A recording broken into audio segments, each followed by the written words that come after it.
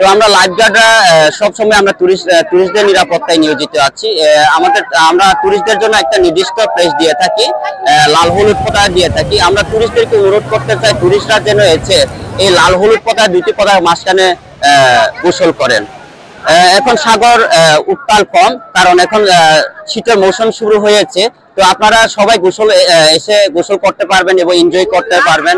তবে আপনারা সব সময় গোসল করবেন যেহেতু হাঁটু পানি বা কোমর পানিতে থেকে। এখন সাগর সমুদ্র উত্তাল কমে গেলেও কিছু কিছু জায়গায় গর্ত রয়েছে, গুপ্তখাল রয়েছে।